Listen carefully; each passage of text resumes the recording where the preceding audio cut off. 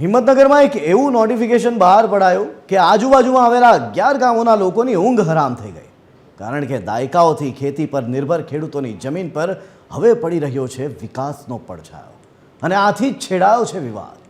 જુઓ શું છે વિવાદ આ સ્પેશિયલ રિપોર્ટમાં।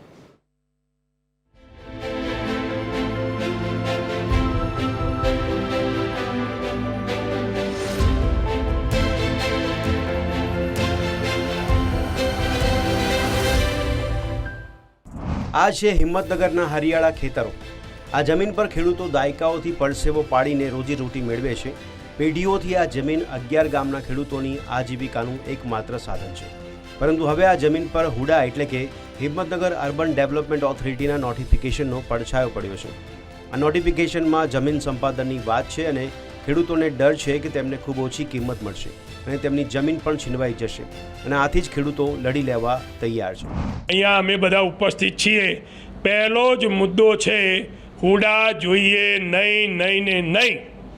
જ્યાં સુધી અમારા જીવમાં જીવ હશે ત્યાં સુધી અમે હુડાનો સ્વીકાર કરવા તૈયાર નથી, કારણ અમારી મિલકતો પચાવી પાડવા વિકાસની વાત નથી દેખાતી।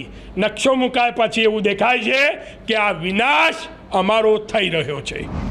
હિંમતનગર તાલુકાનો મુખ્ય ધંધો ખેતી અને પશુપાલન છે અને ખેતી અને પશુપાલન કરતા વ્યવસાયિકો માટે આ હુડાનો કાયદો એક કાળા કાયદા સમાન છે, કારણ કે દરેક ખેડૂતોની જમીનો ઝૂંટવાઈ જવાની છે અને જમીનો ઝૂંટવાવાથી એમની રોજગારી કાયમ માટે ચાલી જવાની છે। આ પ્રથમ વખત નથી કે આજથી 10 વર્ષ પહેલાં પણ આવું જ નોટિફિકેશન બહાર પડાયું હતું અને ત્યારે પણ ખેડૂતોએ ઉગ્ર વિરોધ કર્યો હતો અને આખરે તંત્રએ નમવું પડ્યું હતું। ત્યારે હિંમતનગરમાં સહકારી જીન ખાતે બેઠક યોજાઈ અને તેમાં નોટિફિકેશન રદ ન થાય ત્યાં સુધી શાંત નહીં બેસવાનું આહવાન કરવામાં આવ્યું છે।